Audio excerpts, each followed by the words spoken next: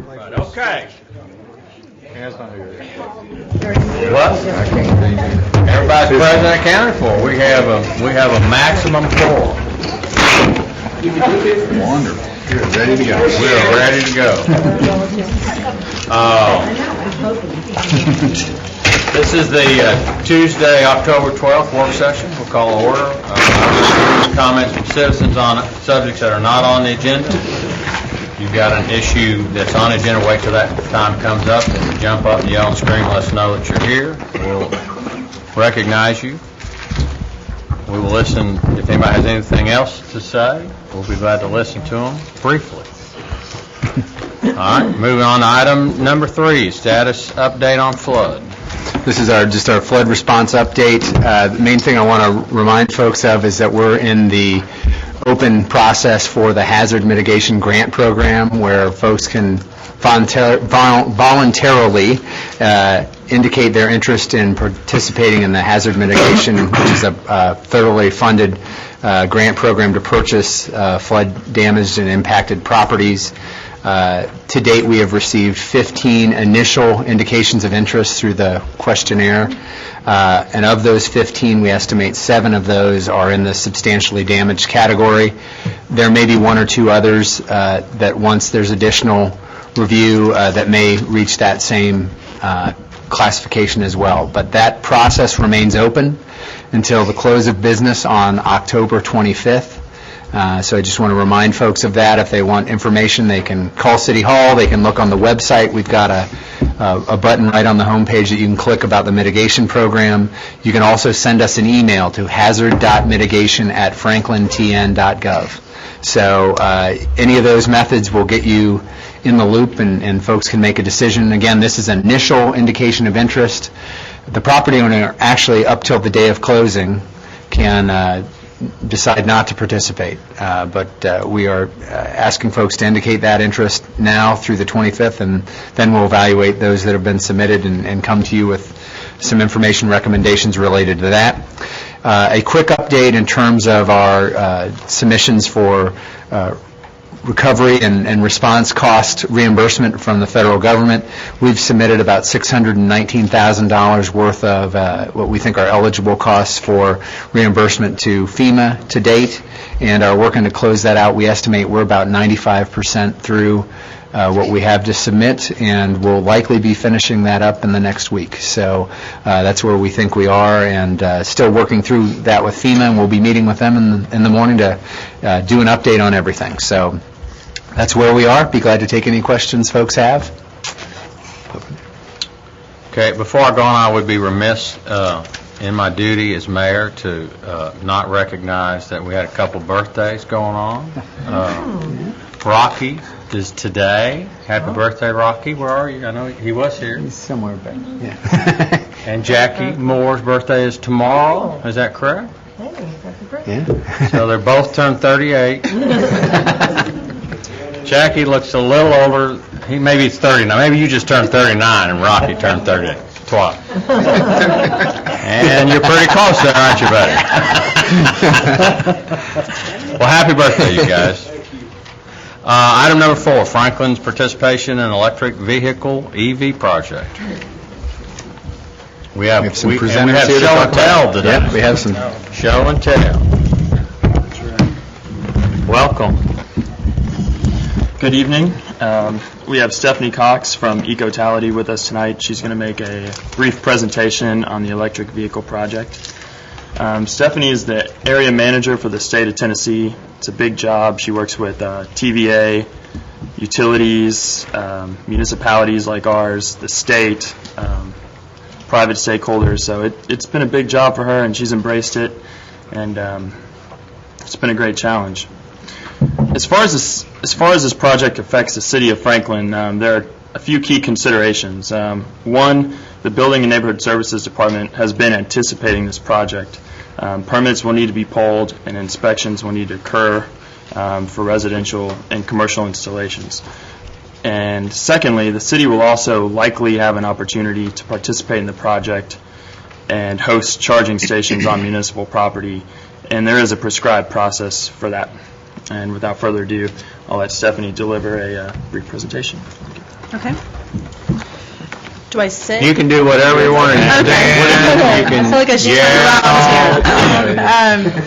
yell. You got him. Okay, as Andrew said, I'm the area manager for the state of Tennessee, and so my job is to really manage this paradigm shift in the fueling of our vehicles, which from really soup to nuts, things are going to have to change because infrastructure is coming. And so by September of next year, all the electric vehicle charging stations that are in this project, of which there are going to be more than 2,500 charging stations in the state of Tennessee by this time next year, they all need to be in the ground. So as a stakeholder group, we have to find where they're going to go and get them through that process of getting them into the ground. So this is the largest deployment of electric vehicle charging stations in U.S. history. No one's really done this before. This is that tip of the spear that's bringing all these different issues to the forefront so that we can answer those questions that we have and log the ones that maybe technology or policy have to catch up with. But the state of Tennessee is in a really unique position. This is the map of the EV project nationally. And so, as you can see, Tennessee stands out from a geographic perspective, but it also has the only pilot in this project of connecting different cities. So the cities of Nashville, Knoxville, and Chattanooga will be connected through corridor charging, pushing this electric vehicle beyond its 100-mile range to try and take it beyond that range and see how this works. And so that's what this project is about, is learning how electric vehicle infrastructure works and how people can use these electric vehicles. This is what the equipment looks like. And so it was good that someone recognized, The mayor recognized what it is, because I've done lots of different surveys of people, and at the Healthy Living Expo in Chattanooga, I asked 300 people what this was, and nobody knew. All 300 did not know what it was. So these are pieces of equipment that are going to be showing up around cities, placed on either municipal sites. There's 150 statewide that can go on municipal sites, but there's going to be 1,200 of these that will be placed on commercial property. And so, as Andrew mentioned, permits are going to need to be pulled, and local electrical contractors are going to be installing these. Initially, there'll be a certified contractor network that'll be specifically trained for how to install these. People refer to these as charging stations or EVSE, which are electric vehicle supply equipment. As with any new emerging industry, the number of acronyms and terms is pretty expansive. The one on the right is what will end up in the homes of those that purchase electric vehicles. That's the home charging station. It's also that which can go on a wall mount unit in the public place. When a driver goes up to one of these charging stations, they'll need to access the charging station in some fashion. And so we have an RFID chip reader in there. Well, they'll have a card, whether it's a prepaid card or through a membership model. They'll wave it in front of the unit and be able to access the charging station.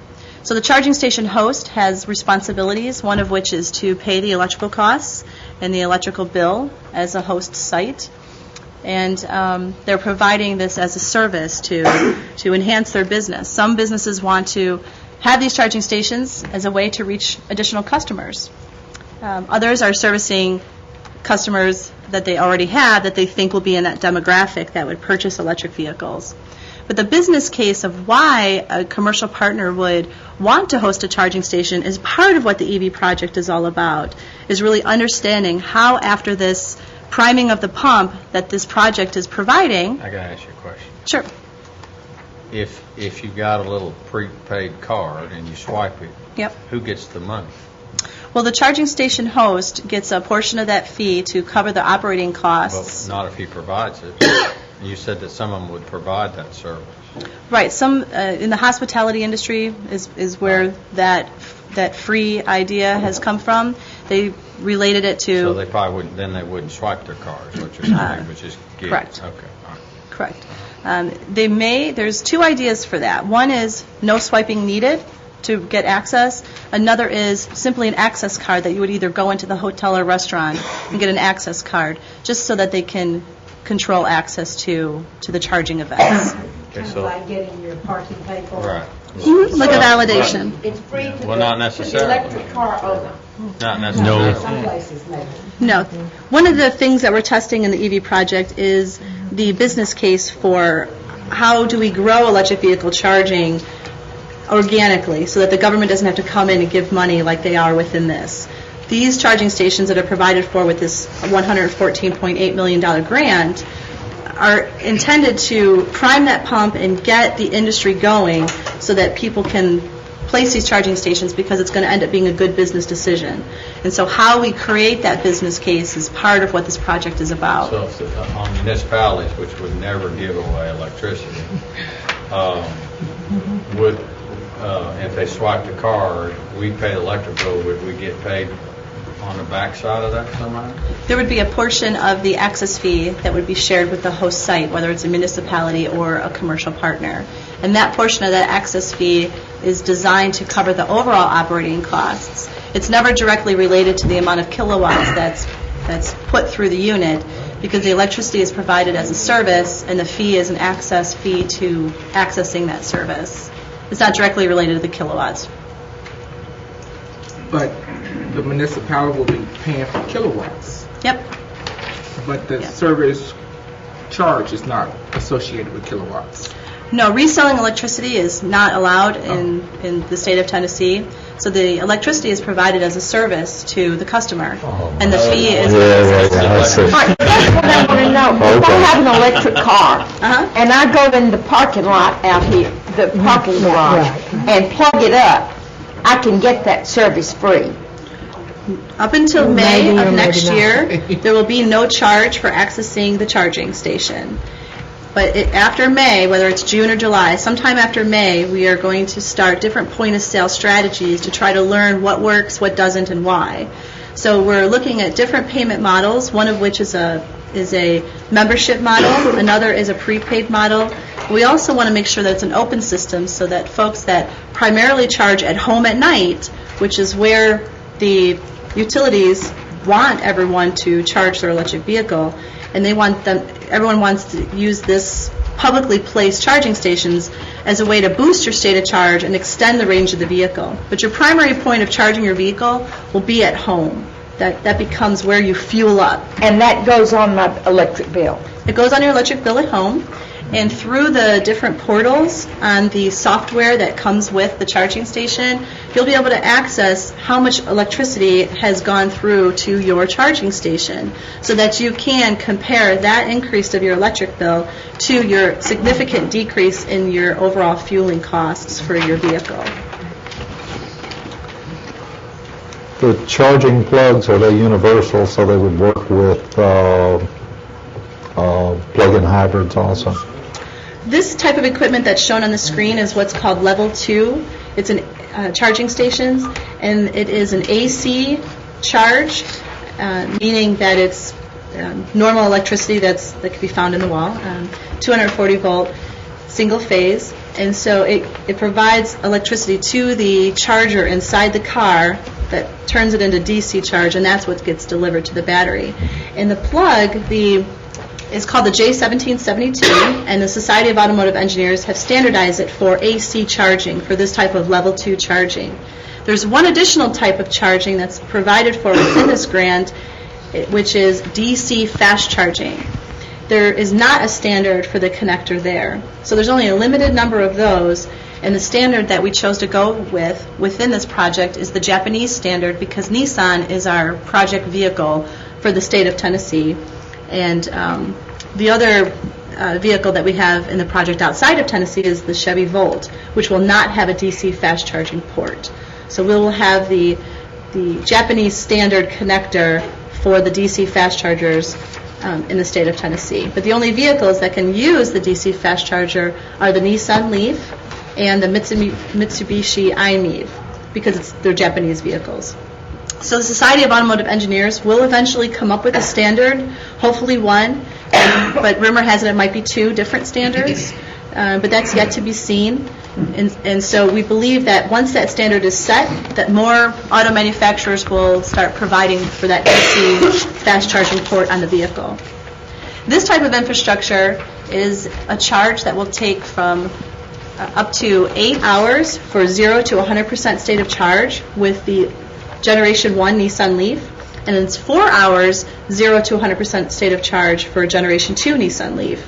So when we're placing our charging stations, we're looking for sites that people go already for a 1 to 3 hour period.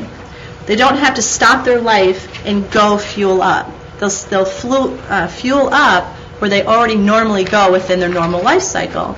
Restaurants, grocery stores, The motor The mall. vehicle. Normal meetings.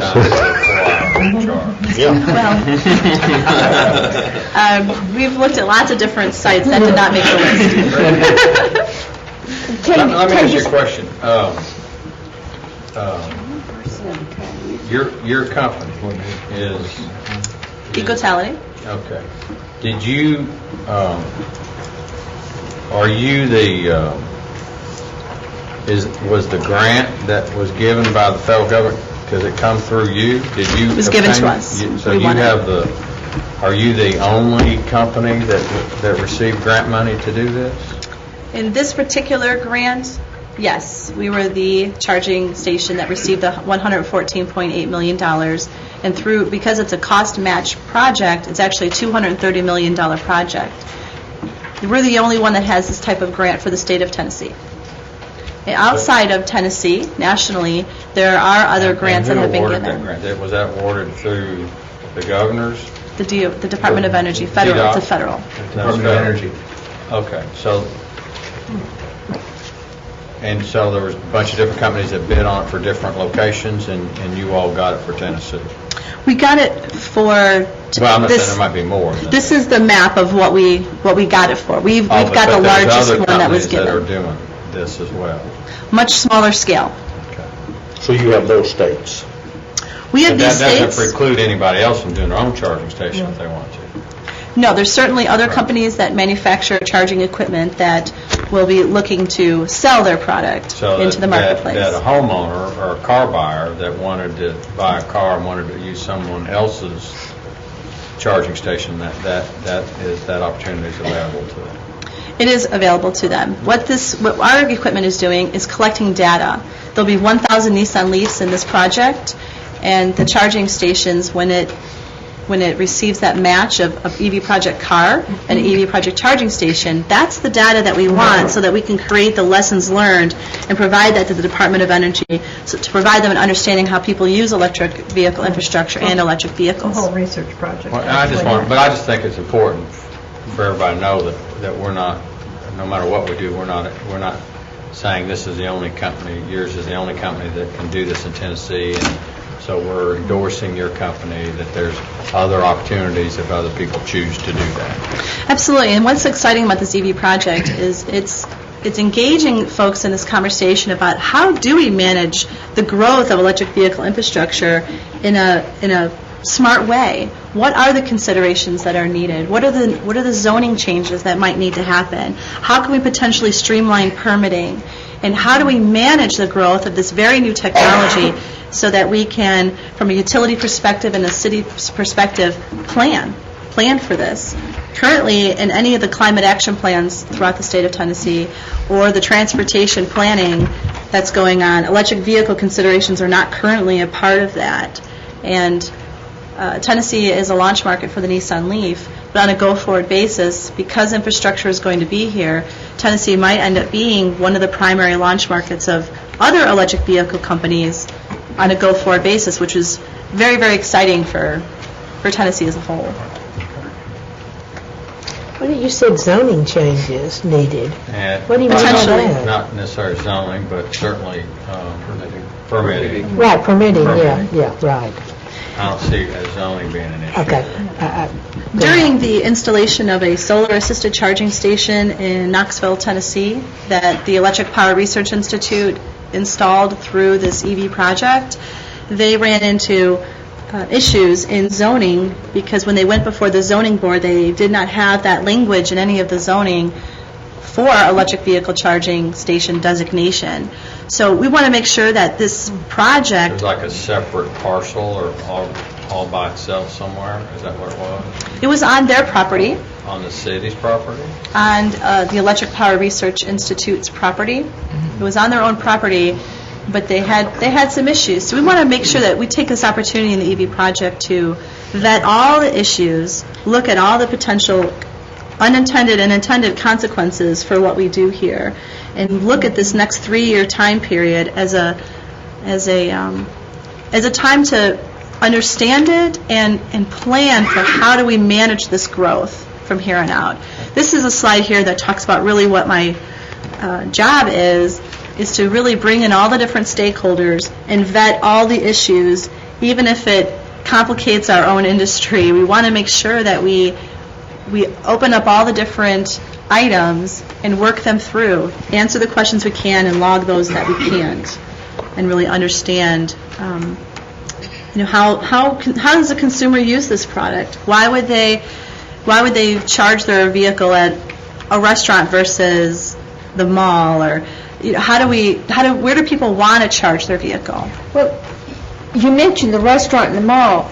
If there are 6 electric vehicles at a restaurant and they all want to plug up, can they do it? Well, it depends on how many electric vehicle charging stations are in the parking lot of that I restaurant. mean, would that be one of your considerations, making it available to everybody? That is the goal, is to make it easily accessible, clear of where they're located, and to provide enough for all the demand. But what we are cautious to do is not to saturate any one area with electric vehicle charging stations at this time. We believe that the industry is going to ramp up, and so we want these assets that are provided for within this grant to go as far as possible so that we can have a geographic coverage of charging. And so when folks want to put 6 or 10 on their site, we really do talk to them about that and caution them and say, why don't we put the pipe and wire in the ground for that number? Let's put 2 out and let's watch the utilization rate and grow it as needed. I have a question. So about the future of this kind of car, when you mentioned 10 or 6 or 10 or something like that, what's the practicality of saying 10 years down the road that everyone would drive into their spot at the mall and these things would be in the ground and they could just plug in? Is that practical? I mean, seeing that we have 1,000 spaces or 2,000 or whatever at the mall, or you have 50 spaces at another place and 20 spaces at a restaurant. How practical is that for the future? And is that, I'm just curious, I don't want to get off the track here, but just give me a little glimpse.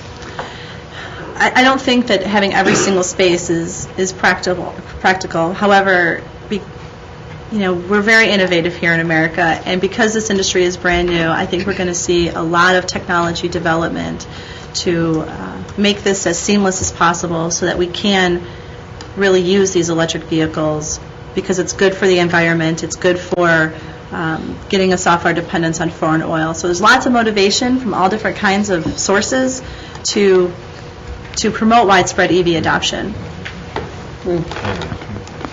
Okay. These are some of the folks that are on our advisory boards. The City of Franklin has participated in the Nashville Area Advisory Board since, I believe, March.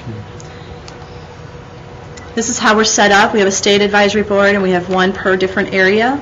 And so we meet every other week through teleconferences, and we've recently added these different considerations councils so that we can take these these issues that go across all the different areas, such as permitting, streamlining, and zoning issues, and utility considerations, and we can put them in different categories. So we have 4 advisory boards, and we have 4 different consideration councils.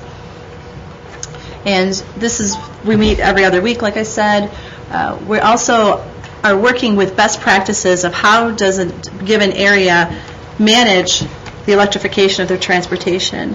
And one of those solutions and processes that we recommend is cities put together a task force for EVs, and that would consist of first responders and permitting and inspection folks, and a series of folks Goodlettsville has established a task force, Murfreesboro has established a task force, because it really does go across so many different government agencies. We also have different mapping methodologies that we're developing in the EV project to try to understand where potential EV owners might live and where they might go within a community by layering different pieces of information. And so that's one thing that an area can do to get ready for electric vehicle adoption is participate in these different mapping methodologies that we do. Upcoming on November 15th, we have at the Airport Marriott, we're going to have a hosting partner forum. And so we're going to reach out to all of our stakeholders, Franklin included, and ask them if, work with your local chamber and find out if there are companies that might be a good fit for hosting a charging station.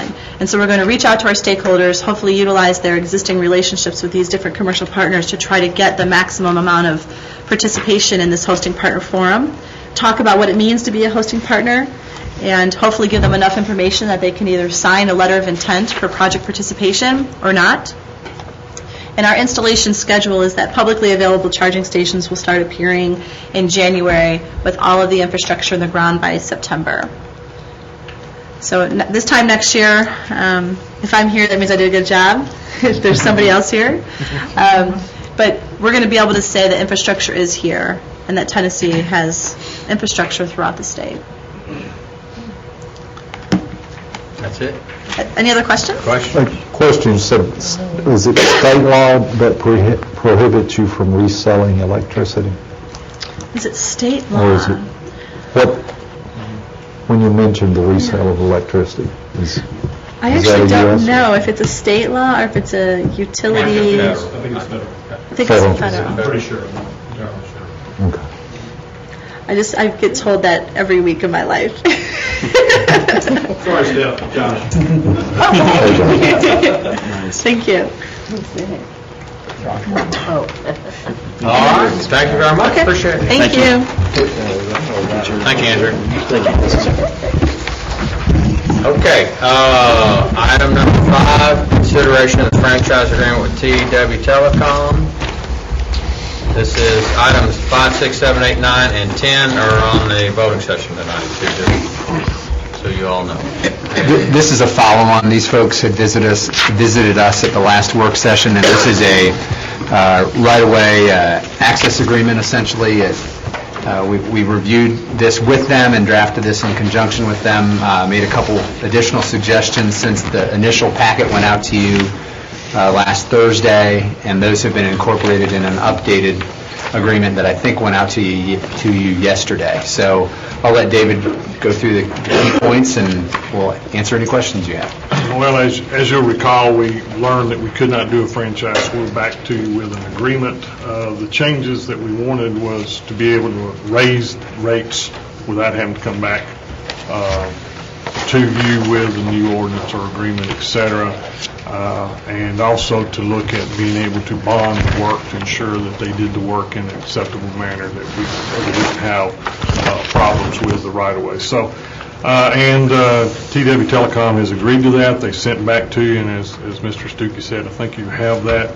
The changes are found in Section 14 of the agreement. The last sentence was added saying the city may increase the fees set forth in Exhibit B no more often than once every 12 months. And then Exhibit B has in it the bonds that we would be looking at charging for any permitted use by them. So, and it's based on per foot usage. These fees and bonding are consistent with some other communities. Correct. Middle Tennessee's. They sent us a schedule of fees from several communities, and we looked at them, and it does seem to be consistent. We do not really have established fees like this. That's something we're going to have to work on. That's the reason we didn't want to tie it down to one fee in this agreement. We want to have the ability to change that. So we will be looking at this in the near future, trying to see what our costs are. We need to keep track of this. Correct. Yeah, we'll keep track of it, but they've graciously agreed to go with this, and it's by agreement, so it's something that we don't have to have that fee established in our ordinance at this point. But if we're going to change it, we would be looking at doing that. Dave, when these people come in and do whatever they have to do in order to install their equipment, will they be responsible for, it says replacing or repairing the mains, pipes, and other appliances and fixtures of the company? Does that mean the surrounding ground also? It we've had an does. instance where Other that issue didn't and I happen. can't point to it right offhand, but it's covered in there that they have to put the property or the right-of-way back to its existing condition or near as practical as possible. And that gives us the legal way to look at it. But yes, they have to restore the ground, they have to restore any pavement, they have to repair any damage they do to either the public right-of-way or private if they should happen to do any damage to an adjoining private piece of property. So they do have to do this. Just like, basically like when we go out and get an easement off somebody where it's similar wording that we have to restore back. So, yes. I had one other question. That was to do with the aspect of the agreement that the city administrator and city attorney could execute the agreement. Is that part of the vote tonight, or is that just some clarifications on that? Actually, at this point, since they've made the changes they made that you got Monday, you don't need to do that. When we wrote this memo, we weren't sure where we were going to be on those two issues. So those have been incorporated in the updated draft, so you can just move forward with that. Okay. Item number 6, we don't need to talk about that, do we? Item number 7, consideration of amended lease agreement with Battleground Brewery LLC for storage and parking space at Old Jail. Any questions, comments on that? All right, great. Item number 8, consideration of master service agreement with AMEC for stream restoration projects. If you don't mind, I'd like to take 8, 9, and 10 at one time. Be great. And do you want to read the other two? Or No, you should go on. Okay. We brought to you a master services agreement a month or so ago that you've approved as far as the way it was written. And we have picked 3 companies to enter into this agreement through an RFQ process. We have written the agreements, we have sent them back to the companies. We're having a little bit of concern from all 3 companies concerning our insurance requirements. We did an insurance, we have required some additional things in insurance, and it has to do with professional liability, insurance, et cetera. So we're still working with them on that, all 3 companies, so we want to go forward with this as far as if you have any questions concerning it tonight, but do want to ask that you defer all 3 of these items from the consent agenda tonight, and we'll bring them back to you hopefully at the next meeting for voting. All right, great. Vernon, you're back up. Initial discussion of the City of Franklin sidewalk policy. Review of city charter. Happy to see Vernon standing upright again. That's always a pleasure. Vernon and Jonathan have been working on this issue to talk about it tonight. Thank you, and good evening. And I want to start off because it's a coincidence that 11 years ago today, the Board of Mayor and Aldermen voted and adopted a sidewalk policy, and I'm going to share that, or Jonathan and I are going to share that with you. And We don't have that now. no, but it's only a couple pages. Okay. And when we were working on the budget, we had mentioned that we would come back with a sidewalk policy. And Jonathan Langley, one of our current planners in the Planning and Sustainability Department, has been working with his colleagues from different departments to develop that policy. And what they found is that the city charter, as I mentioned in the memorandum that Jonathan helped with, is specific in that it states that when a property is adjacent to a public right-of-way and a new sidewalk will be put in or maintained, that the city may assess that adjacent property owner the cost of that. And that has been in the charter for quite some time. Well, as I just mentioned, back on October 12th, in 1999, this conversation was discussed with the Board of Mayor and Aldermen. And basically what was determined at that time is that the Board of Mayor and Aldermen would budget a certain amount of funds in the street department operating budget to do some minor infill sidewalks and repairs of sidewalks. And that amount budgeted fluctuated from year to year, but sidewalks were maintained, and in some very rare instances, some pieces of sidewalk had been put in. And what we This is simply... Alderman Barnhill. Yeah. I remember it well. But what we want to try to do tonight is not talk about any of the policy, but hopefully you can understand that if we want to endorse what the Board of Mayor and Aldermen did back in 1999, that eventually we want to change the charter, but if we can see and look out into the future that maybe we don't want to do that and do something different or more what the charter says, we're looking to get some direction so then Jonathan and staff can evolve the sidewalk policy further than what it is today. I don't know how anybody else feels about it, but for 30 years I've been on this sidewalk issue. And when I was on the board before, we worked on it, and I am pleased to know that in 1999, whoever was here chose to have the city take that responsibility. And I would like to see the city I'd like to see us take out of the code, of the municipal code, anything that has to do with charging the property owner for sidewalks. I think that is something that the city should be responsible for. I know we can't do it for water and sewer, and everybody wants us to do it, but I think sidewalks is something that the city needs to do. I think we owe that to our citizens. Not every street can have sidewalks, and there are some streets that are not prepared for sidewalks. When you have a ditch, you can't put a sidewalk over it unless you change the drainage, and I understand that. But whenever we upgrade a street, or whenever we work to improve streets, I think we need to add sidewalks and address pedestrian safety. I just think that's part of what the city needs to do. Now, I know that the city requires property owners now to pay a fee in lieu of installing sidewalks to add them where they're needed most. This has happened on Cummings Street. Is it Cummings? Where the new houses have been built. Evans. They didn't have to build sidewalks, but they had to pay a fee in lieu of it. Where is that money? We should have a sidewalk fund to take care of these streets.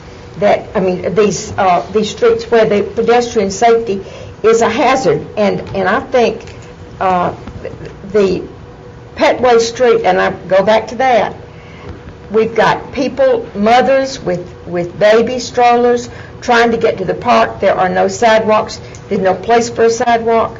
But I think we need to have money in a sidewalk fund to do this and not charge the property owners. Now, if you want to charge them something, if they need to present something, let them give the right-of-way in their yards. But let them give it with no money passing hands. Well, I appreciate your comments, because you did touch upon several different parts or elements of a policy that we want to address. And if whether it's, as you may have mentioned, somebody developing a piece of property that under the policy that was endorsed by the board in 1999 puts in the sidewalks, or they can pay a fee in lieu if there's not a sidewalk anticipated there, are things that we want to refine and clarify in a policy. And then but also understanding that if we are going to go forward with having a maintenance program for sidewalks, and also trying to allocate funds each year into the operating budget or small projects, depending on how much funds are available to put some of those sidewalks in where we want connectivity. Those are things that we can go forward and help with as we present future requests for funds in the budget. Some communities, as I mentioned, do just the opposite, that new sidewalks are assessed to the adjacent property owner. And then the maintenance, in many communities, falls upon the city as a routine program.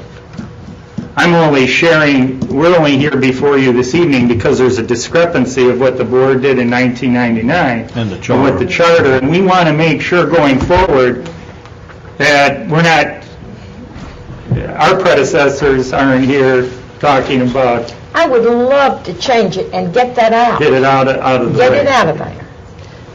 I don't know how y'all feel about it. We need to think, I think That's there's right. lots of issues. That's here. right. I play devil's advocate for a second, and it's not that I necessarily believe what I'm about to say, but it's sounds good, though, doesn't it? It sounds good. But, and, you know, streetscape is an issue, as an example. We paid for sidewalks and improvements on streetscape, so we improved people's property there without money going into it.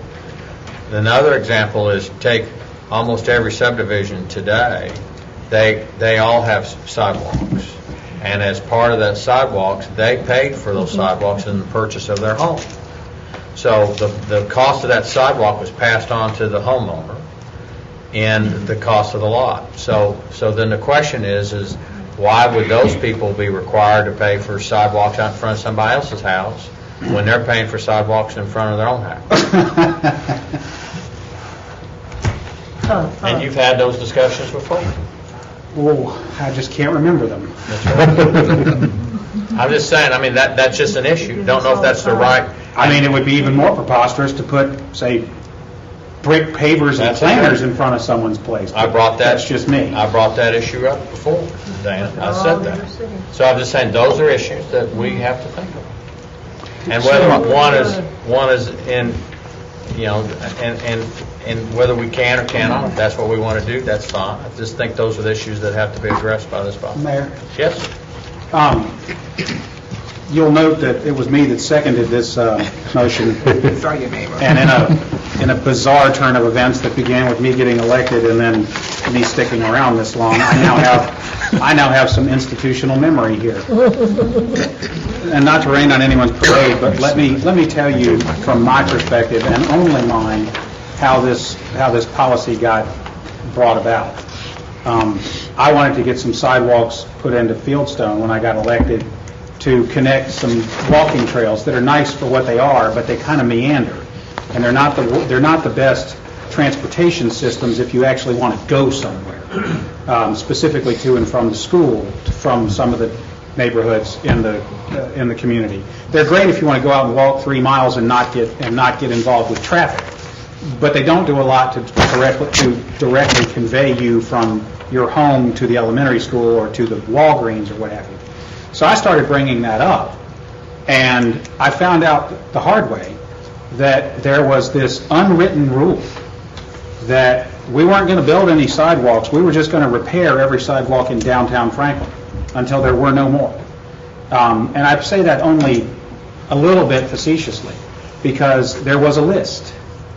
And if you weren't on the list, you were not going to even get considered for sidewalk. And they weren't building any. They were just going out and jackhammering up broken ones and replacing them.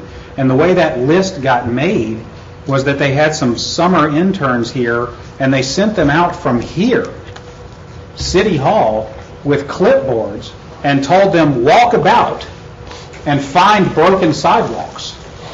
And so they did. So the list, and there was a commitment made that it was just inviolate. If you weren't on the list, you weren't getting anything, and you couldn't get on the list. It's like getting tickets to the Masters. You couldn't. You either knew that you were going to get them or you don't bother asking. So I kept pounding away at this, saying, this is ridiculous. We're jackhammering up sidewalks that are fine, and we're replacing them, and it's all being done downtown, and there's really no consideration for whether they do any good. You know, we were going out, literally, I'd hear stories about, they'd come back in and they'd say, well, we found another one that had been overgrown with grass, you know, and unkempt for a long time. And so, with Alderman Langston and other people's help, we got to the point where we divorced from this secret list that, by the way, no one could ever produce. I'm not making this stuff up. No one could ever produce it. You'll have your turn.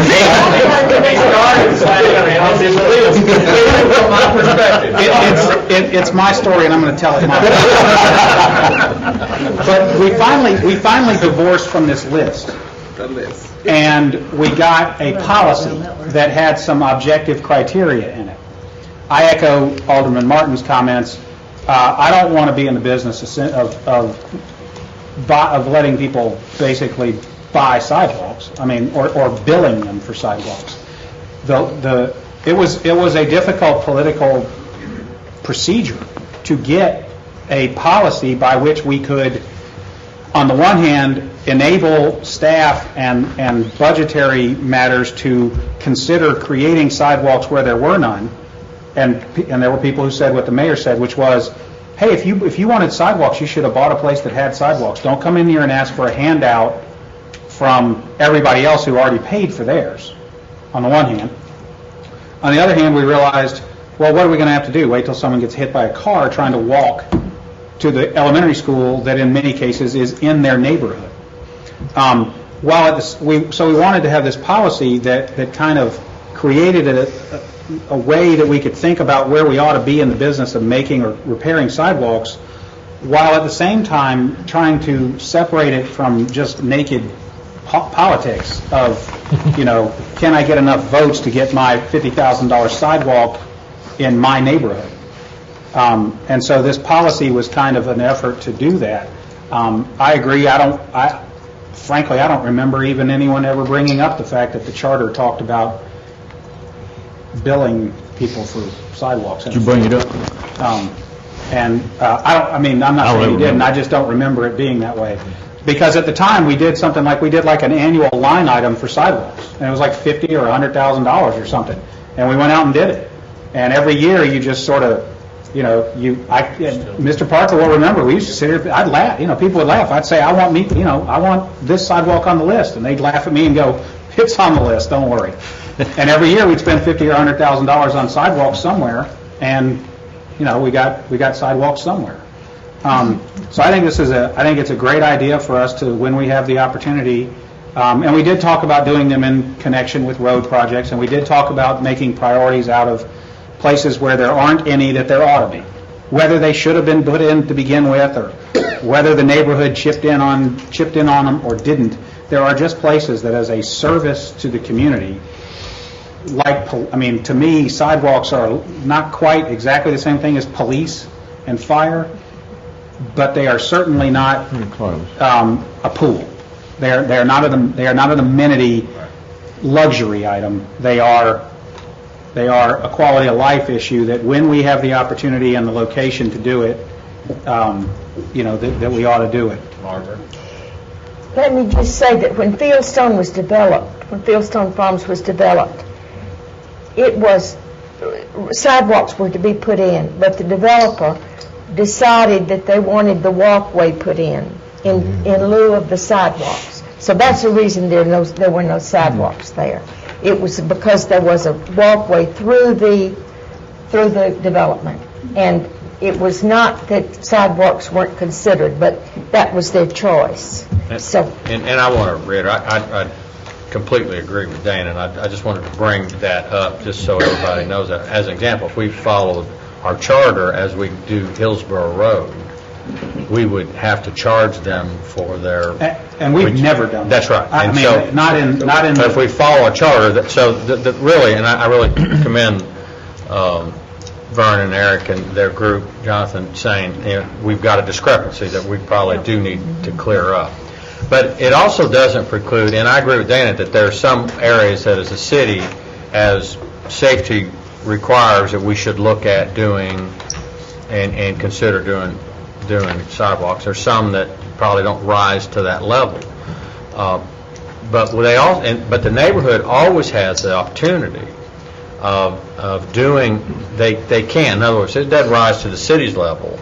They could create their own assessment district and do sidewalks if they chose to do that. Not that we would do, but there is, by law, they have the opportunity of doing that. So I just kind of wanted to throw all the pluses and minuses out. And I have some more, whenever you finish, I have... Yeah, I'm done. Okay. I just kind of wanted to go on record because I didn't want everybody to think that's necessarily what I agreed to. But.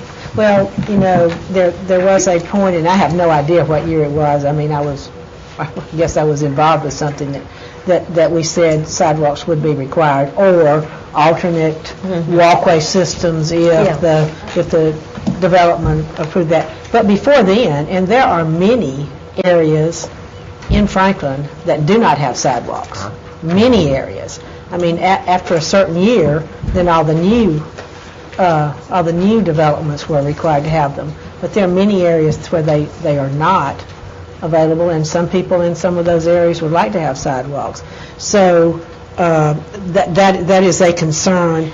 Another concern is what happened to the idea of putting a certain amount of money every year into sidewalks. I mean, did it just go away? Because we finished the list. I'm not kidding. No, I believe you. Well, the list is ongoing. See the headlines. There is the list. Do a FOIA on the list. Good luck with that. He's got it in his office. We do budget for sidewalk repair right now within the existing budget. But new, I don't believe, has been in, at least in recent years. But that's something for us to consider as you develop this policy. And the policy will have many different pieces to it. As long as we understand where you want to go, we'll have a separate discussion on how that list gets created in a comprehensive sidewalk policy, both for maintenance and new, to create interconnectivity. We recently adopted a greenway plan that provides paths throughout the community and county that we want to make sure that we're making those paths useful. Bless you. But the purpose of this meeting, quite frankly, is just to say to staff, do we want them to move forward with a recommended policy? There'll be plenty of time for discussion, what's in there. I just felt like before, I didn't want them to come with a policy without having some discussion prior to a recommendation. So I really just if I think I see consensus there, let's at least take a look at a policy, draft some proposals, and then we can bring it back to the workshop. Well, So we got my list? I was going to say, let's see what the list is, too. But no, At least Well, I we know. can tell you about the list, and a lot of it has been taken care of. Because Bob Martin has. One Bob, me. But we'll also, as we work on the policy, and then if we ever entertain some changes to the charter again, we'll take care of it. Okay, wait, could I say one more thing? Yes, please. It says here, since this is a discussion item, there will be no direct financial impact, but I think as a part of anything that comes before us, we need to investigate the financial impact. Right. There will definitely be a financial impact, and let us not leave that aspect out of it. No. So that is an important Well, part. we're going to be a portion of the discussion. Some cost.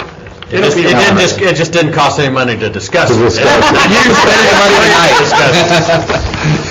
All right, thank you. Item number 12, consideration amendment number 1 to COF contract 2009-0039 with the Mallory Valley Utility District for Mallory Station Road resurfacing.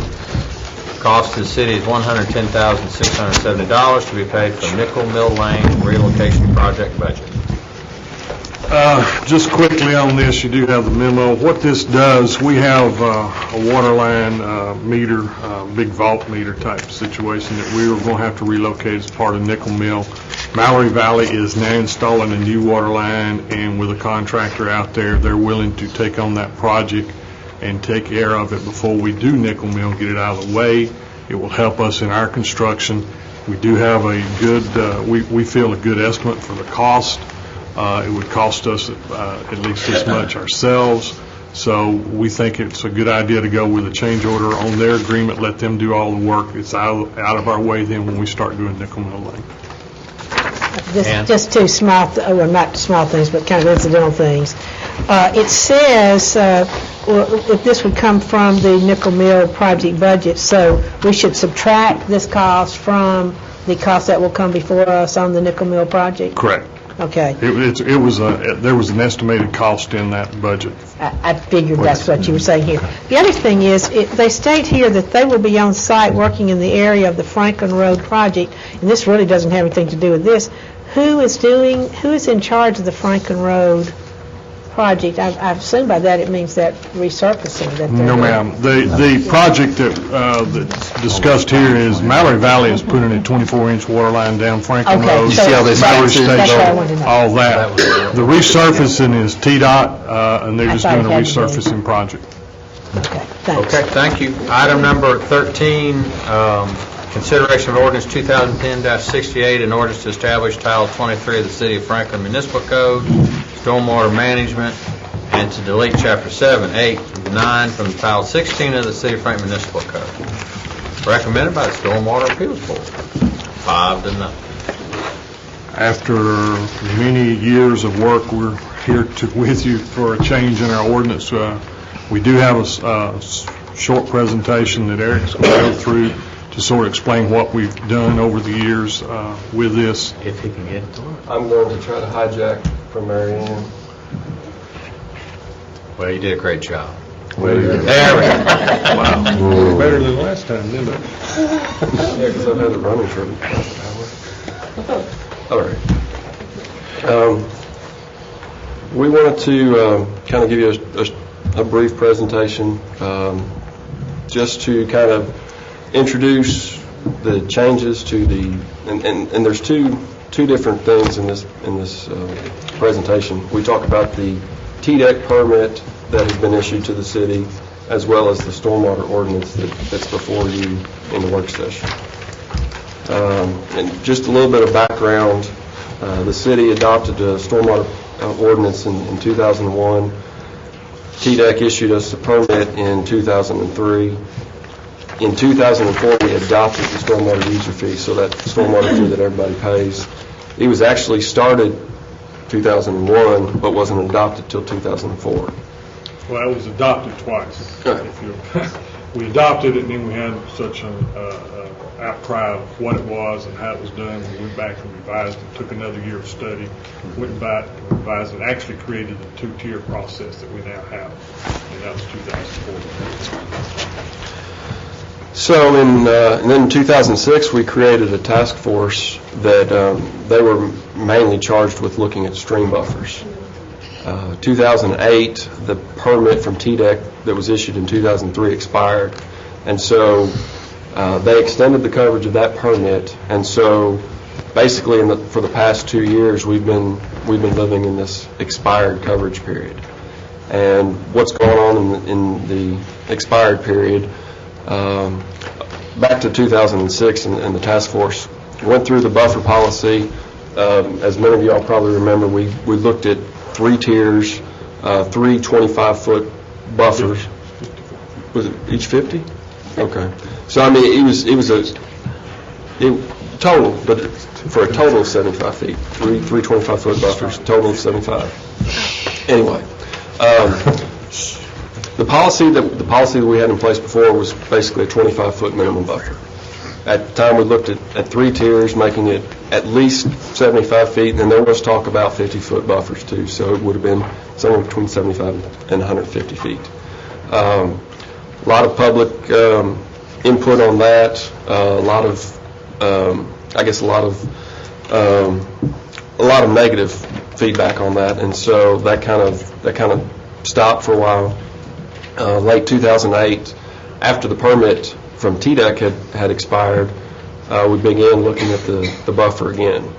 And so late 2008 that happened. In early 2009 we began having public meetings, started getting input.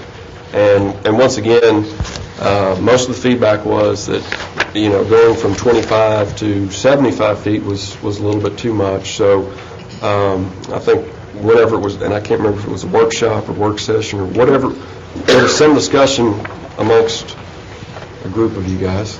But it was talked about, we were looking at two tiers, really, two 25-foot tiers. About a year ago, we reestablished the Stormwater Appeals Board. And then shortly after that, we started looking at the entire stormwater ordinance, not just the buffers, but the entire ordinance to update it. And a lot of that had to do with Crystal, other stormwater employees around the state, having discussions with TDEC and hearing that the new permit from the state was going to be coming out, and some of the policies and changes that they were implementing. We decided, we need to go ahead and update our stormwater ordinance and start preparing to incorporate these changes that they were planning on. As we were going through that process, we had some conversations with TDEC, and in January of this year they said, we need to wait on that until the permit actually comes out before we move forward with anything. And then in March of this year they issued their draft permit. And between April and July, they received public comment. During that period, staff, engineering, all city staff had the opportunity to review the permit, had a few different public meetings. We put together comments. Through the public meetings that we had, we offered to be the mouthpiece for others, for them to be able to piggyback on our comments. And so we, as well as several communities around the state, provided feedback to the state on the permit. So state took all the feedback and everything, and they issued the permit August 31st of this year.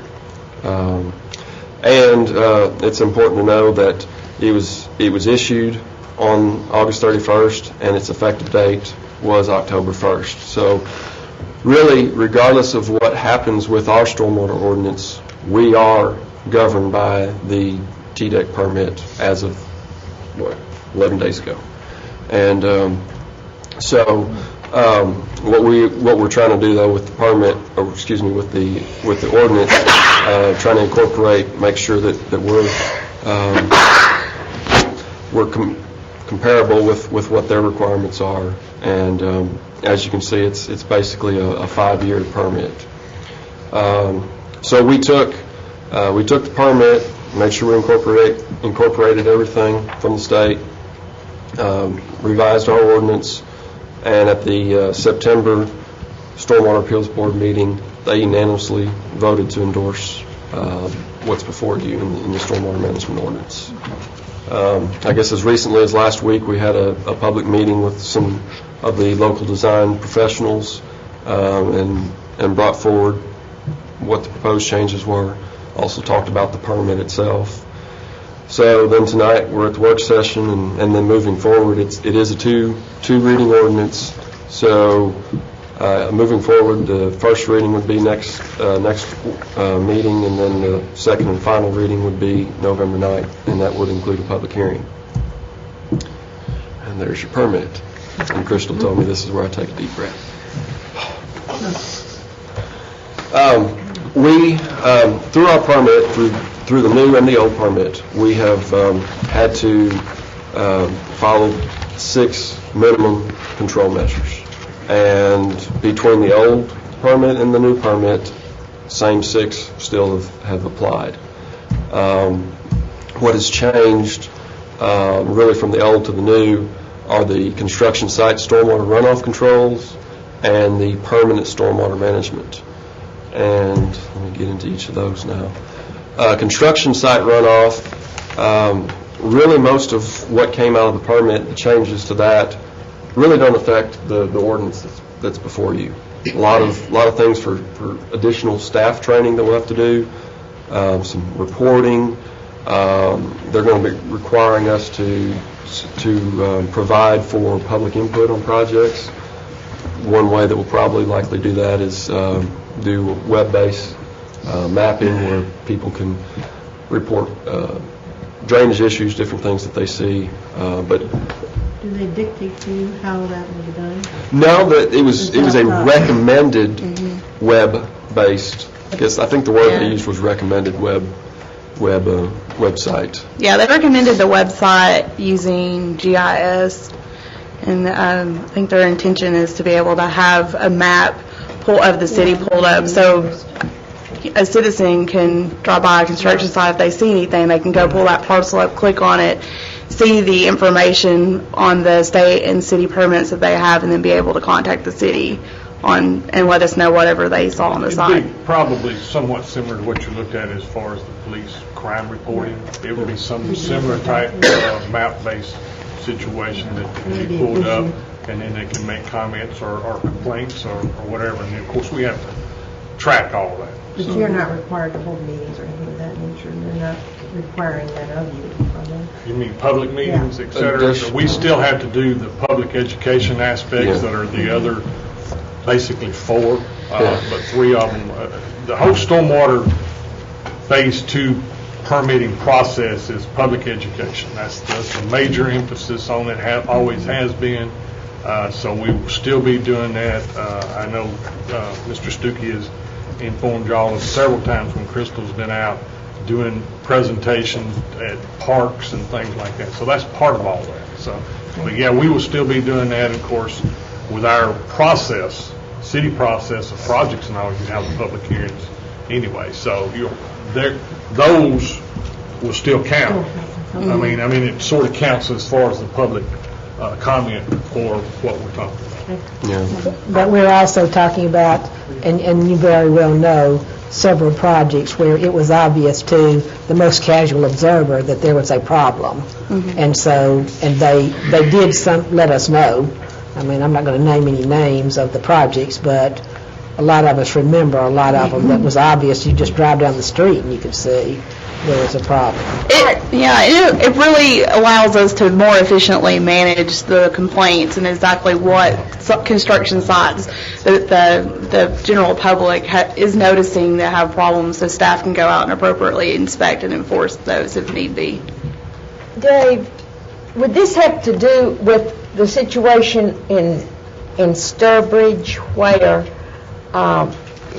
Joe's been out there and checked where Yorktown houses were built in Yorktown, and now the water's running down into Sturbridge, running across that property and eroding that property. Is that what you're talking about? Well, we have to keep up with that, but basically that gets back to the plan review during the development process itself, and making sure that what is proposed in any development is taken care of in that development and does not adversely affect any adjoining or downstream Yeah, but if it's not, that's an ongoing situation that we have all over the city as far as going out and finding areas, and then our stormwater division of the street department is, for a large extent, will be doing the repairs to take care of that.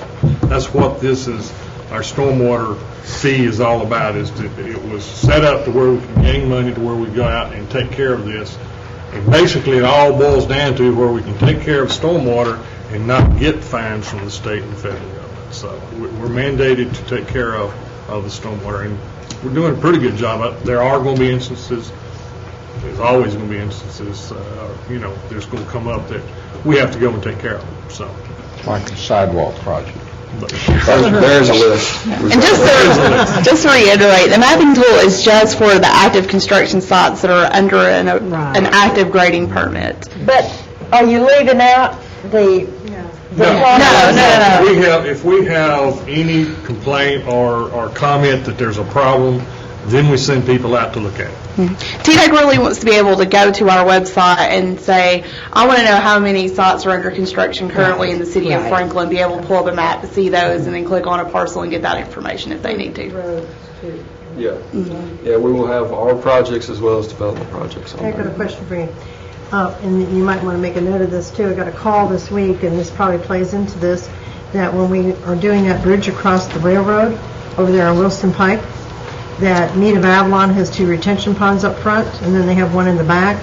And if you're looking at it, looking at the entrance, the one on the left drains into the one on the right, and then there's a drainage that goes down into the railroad area. And they were concerned that when they're doing the design on this, that this all is paid attention to, because that was all set up to... That's on the north side of the existing road. We'll be doing all our work on the south side. I know, but they wanted to know if there's any play into that, so that it would also, I think it, you know. If we do any work as far as trying to take care of that to where it doesn't go to the railroad, we'll have to do it appropriately, but right at the present time, I don't remember what we have set up to do. No, it's mostly on the south side. Let's get back to the ordinance. Yes. Okay, and overall, there've been a lot of meetings on and off about this, and I've attended a few of them myself, but I thought I remembered that the last thing that I saw had kind of a red line copy. Let me explain the reason you don't have a red line. As staff, we actually had to go and just correct the ordinance because the red lines got to where it was, we just could not deal with it anymore. There were too many various comments, red lines from different people. So we went and corrected the ordinance and have presented it to you in that manner. It was just a lot of, it was confusing. It was confusing to us as staff, so we felt, if we're confused with this without really looking at it in detail, line by line, we knew it was going to, we felt we knew it was going to confuse you, so we did not do a red line version to show you the different changes because of that. It just got It had so too many confusing. changes to red line. Well, I want to say, I didn't have a chance to go back and get the copy that I have, from this, and it is pretty long. I mean, not that I'm any expert at all, but I am familiar with what we've had before, and I would have liked to have known what the major, at least the major differences are. We're getting into that. That's what this is. And speaking of, as we move into the So will you permanent send us this, then? Sure. Okay. As we move into permanent stormwater management, you may have heard this as post-construction. Really what this is ensuring that the quality, water quality, is taken care of after construction. And the first place with permanent stormwater is water quality buffer. And as I stated before, we looked at the 2-tier system, and we had looked at 25 and 50. Well, the state's minimum requirements from the permit is 30 and 60, 30 being streams that drain less than a square mile, and then 60 for anything that drains greater than a square mile. So the state permit has already dictated that we've got to be a little bit more strict than what we were proposing before. Clarify exactly buffer, so I What make is sure I a stream understand. buffer? It is from the top of the bank of the stream out a certain distance where you have limited activities that can take place. Basically, what it's trying to do is leave it in a natural vegetative state. There are some things that are allowed in the particular areas, so we can have paths, walkway paths, and things like that. And we can also cross them perpendicularly with infrastructure and things. But for the most part, it is trying to leave that first 30 feet now in a natural vegetative state where any overland flow of stormwater runoff is filtered through the vegetation that you have available. Plus, it's also to keep or recreate habitat for the critters. So it doesn't have anything to do with the height of the bank to keep the water in the stream? No, ma'am, it's from top of the bank out. Well, I mean, it does play into that somewhat, but it's more about natural vegetation than the floodplain. And the other reason for keeping the natural vegetation is, of course, it stabilizes the bank better. So it keeps the bank stable and doesn't wash it and erode the path. Yeah. Thank you. So the other part of permanent stormwater is runoff reduction.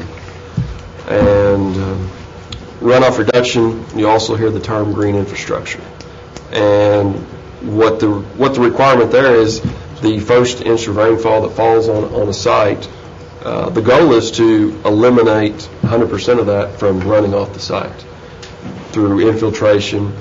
Just like at the new police headquarters, you're collecting stormwater and using that for irrigation.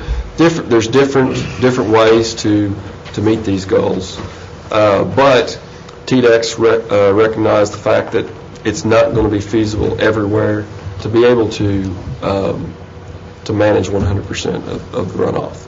So they are allowing off-site mitigation, possibly pavement in feet in lieu of just like when we've had to mitigate streams and things like that, we've been allowed to pay in lieu of actually doing improvements to streams. Very similar type policy that they're allowing. And then also with that, they're requiring that our codes and ordinances are reviewed and updated. Okay, what's HUC? It says in the off-site mitigation in the same HUC. What's that? The same HUC 12. And the HUC 12 is a definition that the state uses to identify sizes of watersheds. So it would be within the same watershed. The HUC 12 is rather large. It's the Harpeth River watershed, I believe, for us. So anywhere within the Harpeth River watershed. Okay. But this is still the permit language that we are being required to You follow. have to educate us to what you're talking about. Yeah, so this is the state of Tennessee permit that they have given us, these slides. So we're trying to give you the background right now to why we're changing these two major pieces in the stormwater ordinance. And it's because this is the language that the state is giving us. So we have to follow it. So we have to change our ordinances appropriately in order to be able to enforce these.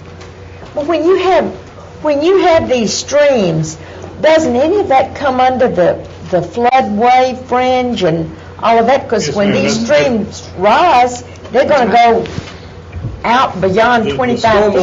The stormwater ordinance is not dealing with the floodplain per se. The floodplains, the floodways, and the floodway fringe zones you're talking about, that's zoning.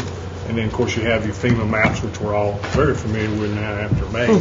But as far as the terminology, I'll put it that way. But we're not dealing with those issues per se in this ordinance. We're dealing with what we have to do for quality control of the waters.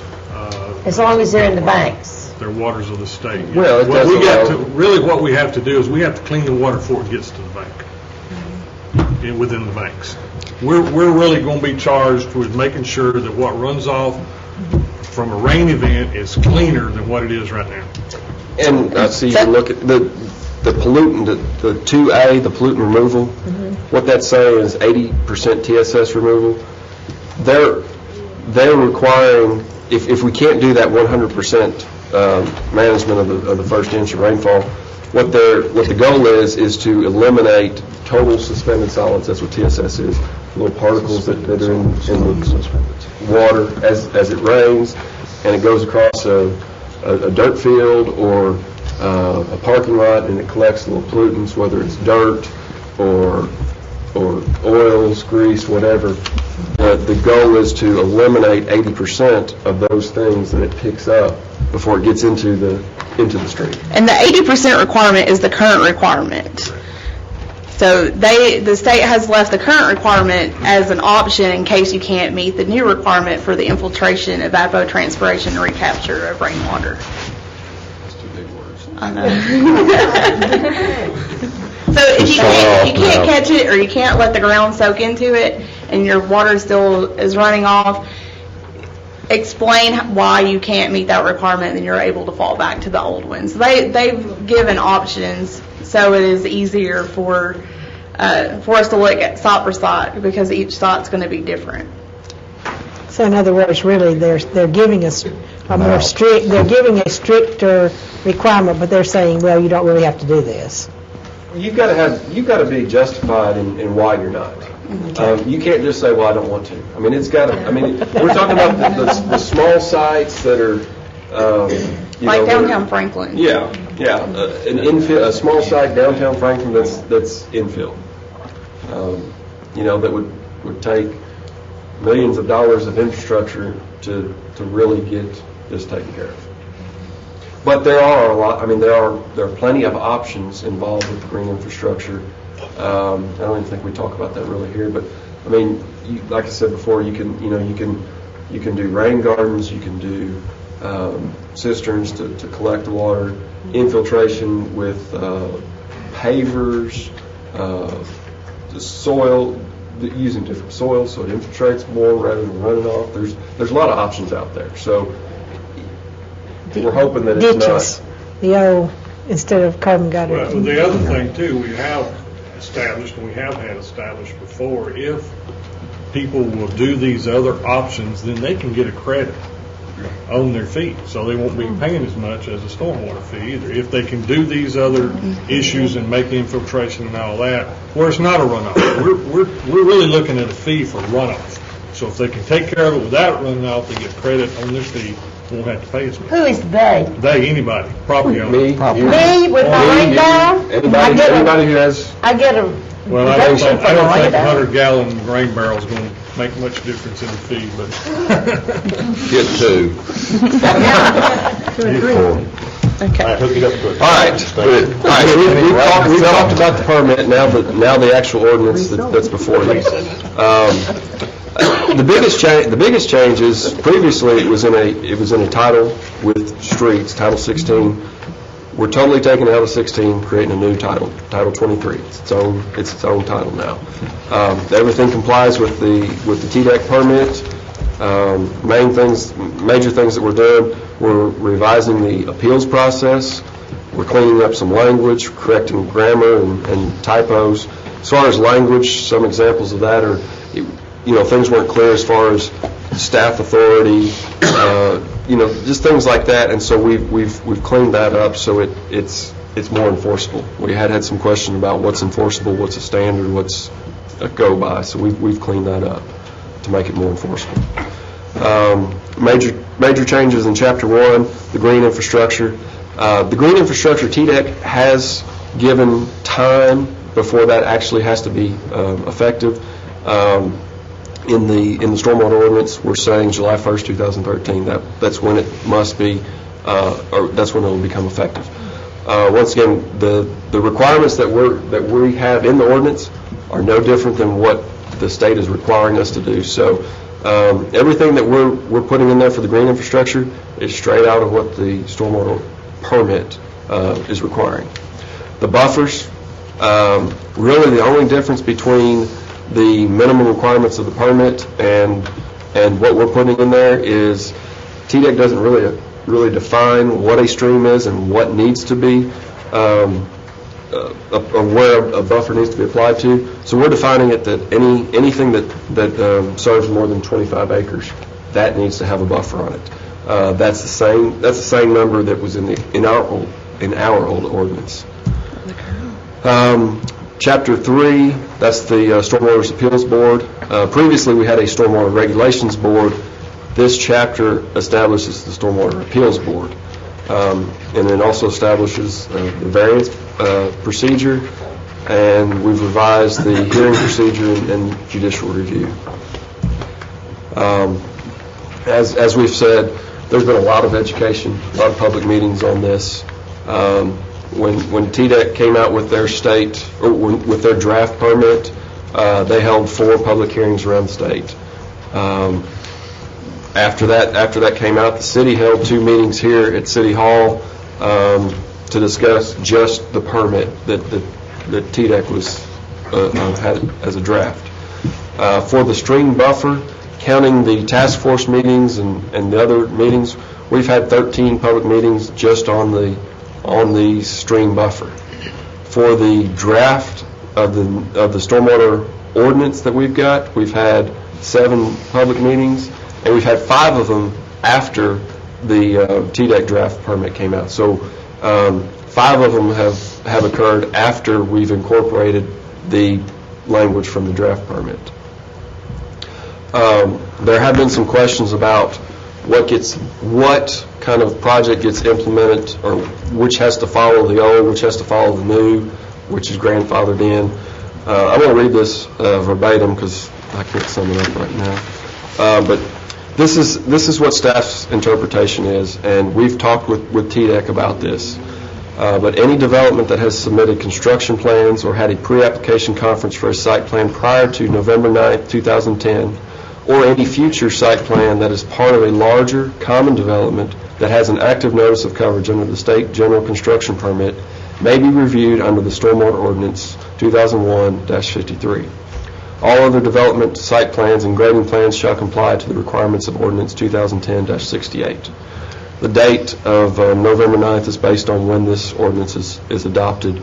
I guess a little bit of explanation about what we would consider an old, or that would fall under the old ordinance. West Haven is an example that I think of. It's a development that has had multiple site plans that have come in.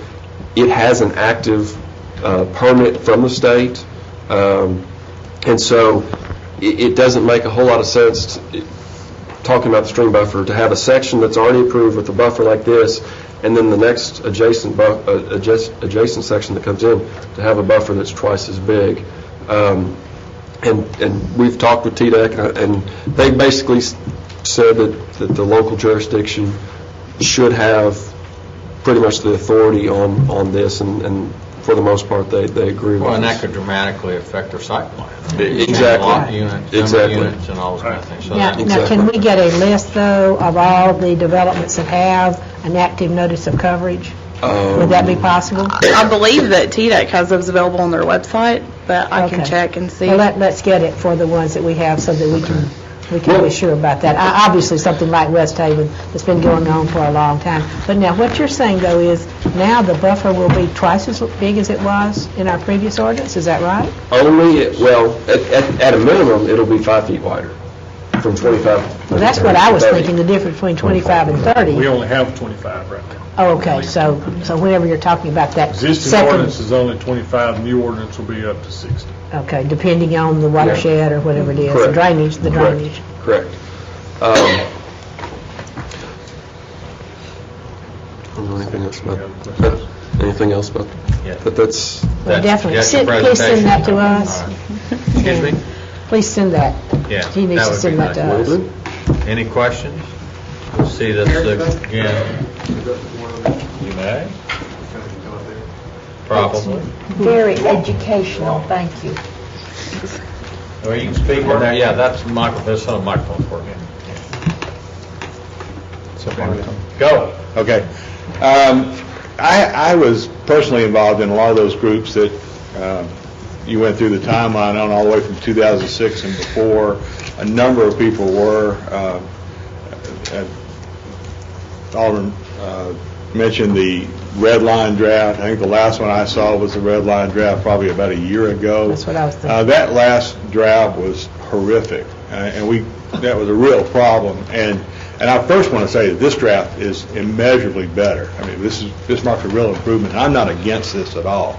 As you noted, though, the presentation of the Design Professionals Group was last week. We had raised a number of questions. You answered one tonight with the question on the impact on existing approved plans. I think we still probably have to look at how that works out. We had a number of questions. I've just done a cursory response. We got this sent to us last Thursday.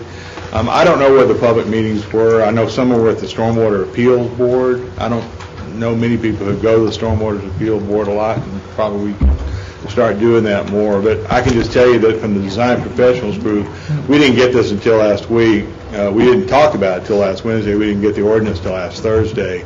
and we've looked at it some since then.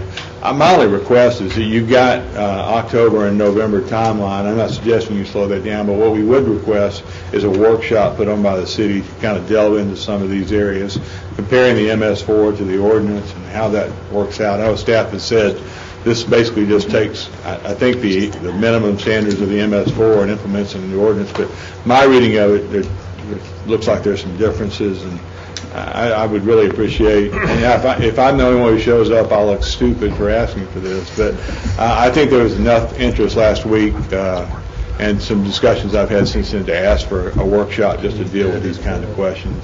And I know in the past those have been helpful. At Vernon's group. Well, that's where we did it. That's where the design group again. But they didn't get the draft until Thursday, so. Well, I mean, we've issued it, I mean, regardless of whether he came to the Stormwater Appeals Board meeting, it's a public meeting that's been advertised. Well, let me say to you, though, when were we notified about them? No, we were not notified either, because I did come to some of the meetings, and I haven't been to one maybe since the last red line, which may have been a year ago. That may not be right. We'll work up on that. Okay. We can talk, we can talk at the next work session. Well, we might need to have another. Probably need to be a little bit more in depth, a little bit. And if those interested, that would be great. Speaking of Yes. meetings, were we supposed to have a meeting Thursday Yeah. with the, Yeah. are we having it? Yes. Yes. Schedule.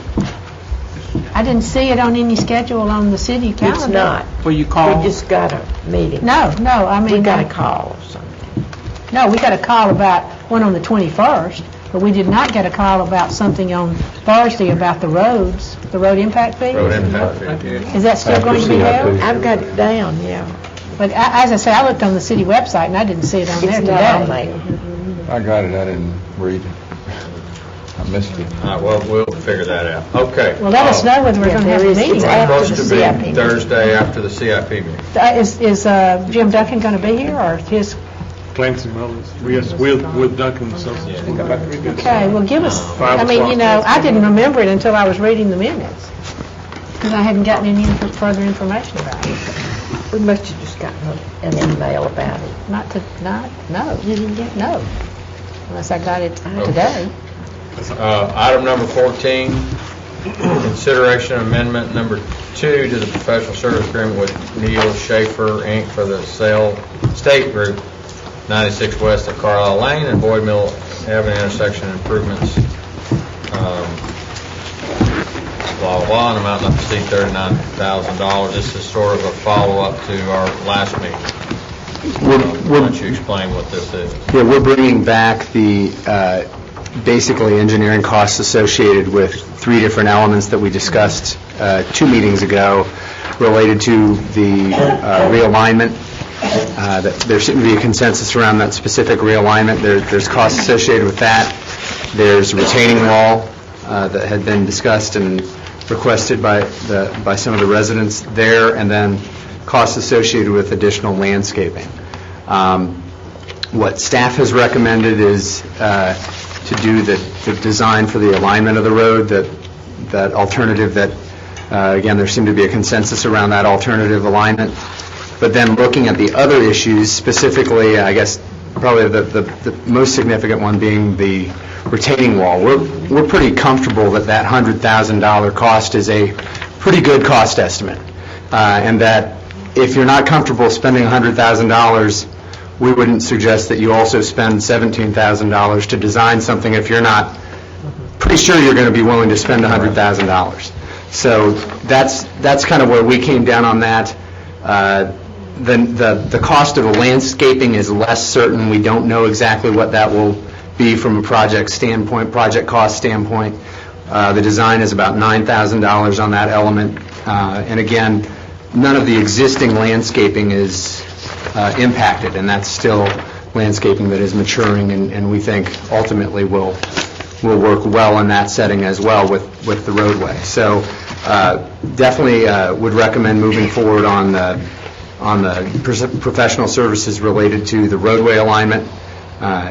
And staff would not recommend the other additional items, but just move forward with the alignment at this point. But look for your direction tonight so that we can go forward with a design contract for these, whatever elements you select in this process. The way the amendment is written presently, it does include all the costs, all three of the costs. It would be a total of $39,000 if you do all of it. That's for the next meeting. That is not tonight, right? It is not No, tonight. this is It's just, not tonight. I just want to make sure you understood the amendment is written that way. But the 39,000 does not include the 17,000. It's the 13,000, it's all all three the elements. design costs. All three of the design costs are, make up the 39,000. 13, 17, and 9. 13, 17, Yeah. and 9. Yeah, And they recommend we just do the 13. the 13 and the 9. No, just the 13. Just 13. Okay. so we can bring it to you in this form 2 weeks from now, or we can adjust, take pieces out, however you'd like to do that. Necessity, none. I mean, it would be there. The slope, the 3-to-1 slope, would still act as a buffer, just like the wall would. You'd have a vertical wall versus a 3-to-1 slope. With the 3-to-1 slope, we would not completely cut down the berm that's there right now. It's been requested by the residents, some of the residents, and in our last discussion a couple meetings ago, focused on that as sort of an alternative. We could bid it as an alternative, that sort of thing. And I guess as we reviewed it, we're pretty comfortable the $100,000 is a pretty good cost estimate. We've used recent costs from projects. 96, Royal Oaks had a retaining wall, or had a wall very similar. So we've used actual costs to project. So what do we get for the 39,000? You would get the design of the realigned intersection, that alternative 3 that there was a consensus around. Then the next component, 17,000, would go towards the design of a wall that could be bid as an alternate, and then 9,000 towards the additional landscaping. The design. Design of The design of the. So yeah, we don't know the cost of the landscaping. It'll depend on what comes out of that design. We're going to be additional. So we don't know the construction end of Yes, that. there will be addition to Yeah. Can we not do a landscaping design in-house? Don't we have the staff and I don't believe we have a expertise landscape to do- architect. I don't think we have a licensed landscape architect. Oh, yes, we do. Yeah, we do. I think we do. We have a landscape architect who's not licensed in the state. License, it's required. It's Let's get them a licensed. state law. What about, Additional landscaping that's required? Have we had one? Have we what? Have we had a licensed landscape architect? Not in engineering, I don't know about the other departments. Wasn't there discussion last time that most of the right-of-way is state right-of-way where they were wanting the landscaping? So do we even have the authority to landscape They'd have to state approve it. right-of-way? State has to approve it. State will have to approve the plans, so yes, it'd be a part of the approval process. Yeah, this is getting way too complicated. You know, we're going to pay $17,000 to redesign so that we can move this roadway 20 yards to the west. No, the 17 is for the No. $100,000. I mean, excuse me. 13 for the realignment, and then the other elements are lined out here that we Why just do we talked want to pay $17,000 if the state may say, no, you can't do that? So Can't do why what? we just can't put up a retaining wall? Does the state need to approve the retaining wall? Yes, it's in there right So now. you've got to, all of those need to be approved. I just can't see $100,000 to replace a rock. And that rock is not that much of a buffer. You know, it's just a rock in the Not ground. quite what they're doing, but and y'all want to say anything, or are you happy back there? I know you're not happy, but you can. Let them, They've been coming several meetings. I really don't have much to say. Do you anything, Mary? I mean, I think the cost, we had benchmarked the question of 100,000 on the wall, and less than that, we don't know that without bids in that regard, but we felt the wall is going to be a buffer, I think it'll be quite the entrance also as well. That's kind of pretty much what we presented the last time. All right, well, this will come back, this is going to, we'll have a vote on it next time. And we're going to have to amend Yeah, so- what this is right here. Well, let's- or approve it. Or are we able to direct you to what Correct. we want you to So bring? let's put it on the agenda, not on the consent agenda, regular. Well, I guess I'd like to ask, what would you like us to bring forward? 39,000, or do you want it broken out 1, 2, 3, and then you can amend it? Broken out. For me? Let's break it out. Okay. What'd you say? But broken out, 1, 2, 3. Well, let's break them out, and then we I can think make that. so. work. We'll do an itemized list, and then you can So we can vote on it. take action on that. Yeah, don't put it 39. All right. Okay. Item number 15, consideration amendment number 1 with Middle Tennessee Electric Membership Corporation includes city's responsibility for the acquisition of pole and guy wire easements. This is for the Hillsborough Road project. It is the off-site relocation of the utility lines, 2 circuits, and I think the memo is pretty self-explanatory. If you have any questions, the special condition is as listed in the memo. Legal staff is still reviewing the amendment, so we don't To have do that the for you, I don't think. Pole and guy wire, Yeah, stuff like it's- that. Oh, we was talking about, we don't have an estimate on the cost. No. They won't do it without us agreeing to it. I You need the think agreement. they were kind of stuck, aren't we? Okay, we're deferring 16. Item 17, presentation proposed 2011-2015 capital improvements plan. You've got the big thick notebook with the projects. Yes. Projects, I guess we're, And got it to you, and then we're the going to need question is, input on how you want to if proceed. y'all want to have or maybe part of the CIP meeting, if they want, if you want everybody to go through, the projects individually. It's a big thing. I mean, I think. I understand. Exactly. I've only got 3 or 4 sections of it. Excuse me? I'm not ready to do it. I want one meeting. You're not ready to do what? Go through it. I just got through 4 sections of it Okay. Well, but I I mean, mean, you want to discuss it. I guess what we want to find out is what kind of process you're comfortable with. If you want to go through projects more in terms of review, or if you want to look more at updating your priorities. Last year, I think we did less on actual project discussion and more on relative priorities, and we're just seeking your direction on how you want to balance that. If you want to incorporate it in a committee meeting, you want to do a special work session, you want to work it in section by section in these meetings, however you would like to do it. It's too much to put into this meeting. Yeah, I think. Okay, we'll just coordinate Do a a special special session. meeting. All right. Item number 18, consideration of proposed ordinance 2010-66, an ordinance to rezone 88.67 acres from medium residential R2 residential variety, RX, and from Seward Hall Character Area Overlay 3 to McEwen Character Area Overlay 6 for property located at 4408 South Carruthers Road. And this was a project, this is a rezoning of a project that was originally zoned ER way back before the new zoning ordinance. It then was zoned into an R2, and they're now asking for the ability to go to an RX so that they could have more variety in their entitlements. Additionally, they were in one character area, they were in the Seward Hall character area, which is characterized by very large lots, at least 1 acre lots.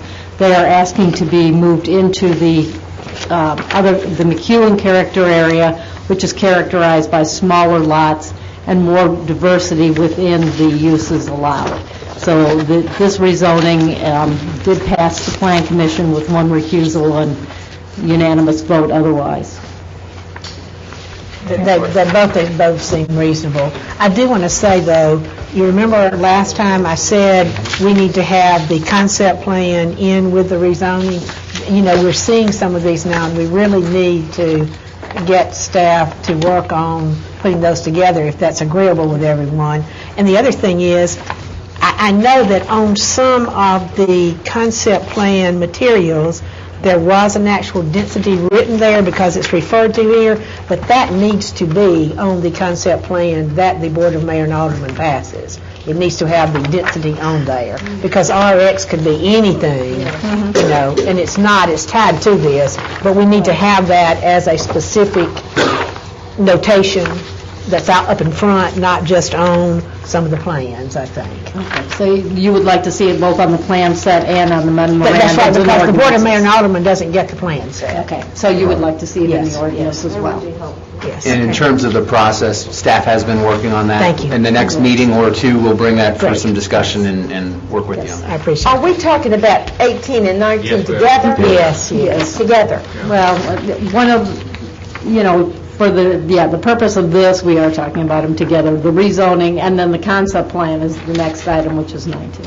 All right, is this adjacent to the McEwen area? It is currently, it is adjacent to the McEwen area. It is not a leapfrog type situation. It moves very nicely into the McEwen area. All right, I have two questions. In the plan that we have, it says the proposed building height, 3 stories? I think that's the maximum, isn't it? Maximum. That's the I think That's that's the the maximum. Does that mean there'll be 3 stories? No, not necessarily. That's the maximum, and that's what staff would put on the, on your memorandum. We don't have the building designs at this point in time. That comes further along the road. Isn't that because RX allows for 3-story anyway? RX does allow for 3-story, and it allows for detached and attached. Yeah, and hi, my name is Greg Gamble, and I'm representing the applicant for this request. And the zoning ordinance in RX does allow for 3-story. However, our homes will be 2-story and don't have a problem conforming to a 2-story height. All right, Greg, will there be sidewalks within the neighborhood in front of the Yes, we're planning sidewalks. We're also conforming to a requirement of the Parks Department to install and dedicate a greenway trail along Carruthers Road. Yes. And there was quite a bit of talk with this particular project on connectivity and all of that. So all of those issues have taken a while to get through, but have been resolved. Thank you. Yes. Mr. Mayor, I met with the officials with Simmons Ridge last week because I'm concerned about traffic flow out here in the case that we would not have South Carruthers finished down to Goose Creek by the time that they had built out. There's already 2 existing subdivisions and a large apartment complex that all feed into South Carruthers. And with both Simmons Ridge and Nichols Bend coming on at approximately the same time, I think we could have a repeat of the McEwen situation now where our citizens are upset that there wasn't the infrastructure to support the traffic flow that might occur if South Carruthers is not completed. Many people wouldn't believe that we have the same budget this year that we had in 2007. I can't predict what the status of South Carruthers will be 3 or 4 years from now when it will be needed. I know that the previous BOMA had some conditions when West Haven was built on how much of a phase. So I would like for us to look at what kind of incentive that we can have for both of these builders to perhaps have their construction coincide with the completion of South Carruthers. Now, I asked Carl today to look at, they've done traffic studies for Simmons Ridge and Nichols Bend, but I don't think they included these other existing background subdivisions with what the traffic count could be. And Carl did just a real precursory one today that I think he needs to tell us what he found out from just if we included all these in build-out without South Carruthers being completed? Sure. The study for the Simmons Ridge used as a background condition, that is, before the Simmons Ridge traffic would be on the system, it used a background condition including the Nichols Bend development, also including the Ladd Park development further south. And so that was a base condition. And so then the Simmons Ridge study itself looked at with Carruthers Parkway improvements and also without Carruthers Parkway improvement. And of course, the more critical condition was without the improvements of South Carruthers. It used a time frame of 2016, a 6-year projection, and if indeed all of the development would occur, including the other subdivisions plus the Simmons Ridge, if that would occur without the South Carruthers Parkway improvements, then you would have a failed condition on the 2-lane South Carruthers Road in terms of traffic capacity in 2016. Well, in my opinion, it would join a lot of other roads in the city of Franklin that are condition F right now. And there are plenty of roads that we have that are not up to par right now, much less anything that we're talking about spending, minimum of $24 million for that. So I think we need to put that in maybe context of whenever we're talking about our priorities and the capital improvements. This is, No question. That's ties very well to the CIP discussion It that's does. coming up. I guess what I'm concerned is if in hindsight then that something doesn't develop at South Carruthers and we've already approved these past any sort of conditions, then essentially it's out of our control anymore. And it's, Well, both these properties have been approved, if I'm not correct. but are there opportunities at site plans or regulating They've been plans? approved, and so, you can't go back and say you can't do it now. once Well, you've the been process approved. is not through, that's what I'm saying. And they've Only the been- initial process. Yeah, and this is being amended to add an additional 84 units in an already approved concept plan. So there are additional units, but the original concept Certainly, plan you was could approved. make some condition on the rezoning, but you could Yes. go back and redo your approval on the original concept one. But Nickel Mill and Ladd, Well, they can, Nick- all they've they've all all been been approved. All been approved. This is adding 84 to Simmons Ridge.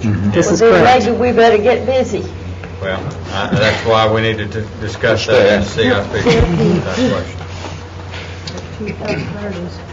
Okay, well, thanks. Let's move on. That, 18 and 19. Included 18, 19, so 20, consideration of municipal ordinance 2010-69, entitled an ordinance amending various sections of the City of Franklin Municipal Code for the purposes of combining the city's existing technical boards of appeals into a single building and street standards board of appeals. Mr. Mayor, could I ask Yeah. if we could look at if there's anything here that we have to talk about Yeah, tonight? because we can move this back, I agree with And that. I was just thinking, this doesn't seem to, this particular, Actually, Is there anything? there's no, the last three or six are kind of, Do you want us to start with this next time? You're in and 7 we o'clock. can do that. You want to do that and just Would go that be ahead okay? and Just do it small now? break. Okay. So we'll break now and bring those back up next time. Unless anybody has an objection. Good. What about 23? There's No, we're bringing back next to the work meeting. session. Yeah, but that's what we're saying, is a couple of these are slam dunk. 23 is for me. 23 is 24 right out. No, there's discussion on I think those. you know. I guarantee there'll be discussion. No, it isn't. What Okay. about- It may very well No, I be. guarantee there will be.